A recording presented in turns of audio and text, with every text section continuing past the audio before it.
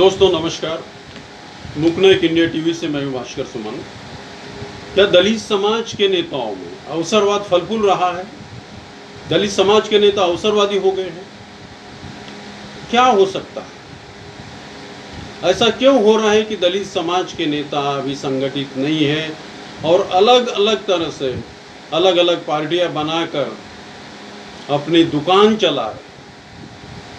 ये दुकान चलाना ही है, क्योंकि जितने भी दलित नेता अभी जितने इलेक्शन हुए, अभी 2024 का ही इलेक्शन ले लीजिए, एक भी दलित नेता चुनकर नहीं। क्या सभी अवसरवादी हो गए हैं?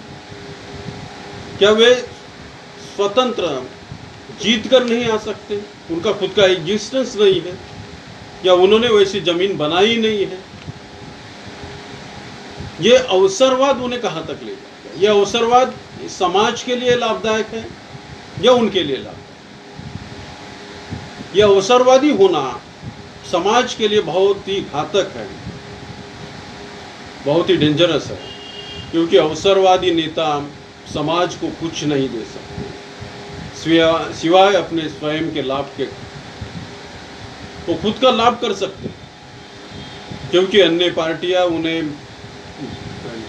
चुनाव में बहुत सारा पैसा देकर उन्हें खड़ा करते हैं इलेक्शन में, और वोट खाने के, केवल वोट खाने के लिए, समाज के वोट खाने के लिए वो दूसरी तरफ वोट ना जाए, इसलिए उन्हें खड़ा किया जाता है और उनके बलबूते पर वो चुन कर आते हैं। इसलिए उनको इसके एवज में बहुत सारा पैसा दिया जाता है, धन दिया जाता है। ऐसी लोगों में भी चर्चा है, लोग ऐसी चर्चा करते हैं। इन्हें इसलिए खड़ा कर दिया गया है ताकि ये समाज के वोट खाए और दूसरा आदमी, दूसरे पार्टी का आदमी चुन कर आए। अब ये कहां तक सच है?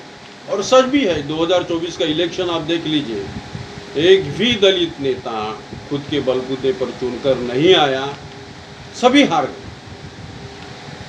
ये हार की राजनीति कितनी नुकसानदेह है समाज की आशा आकांक्षाएं, उनकी भावनाएं कुछ और, लेकिन जो नेता है दलित समाज के नेता, वो उसकी तरफ नज़रअंदाज करते हैं, उसकी ओर नज़रअंदाज करके अपनी दुकान चलाते हैं, ऐसा लोग कहते हैं। ये दुकान चलाना नहीं तो और क्या है? आप ये कब तक अवसरवाद पालते रहोगे और कब तक हारते रहोगे और दूसरों को जिताते रहोगे?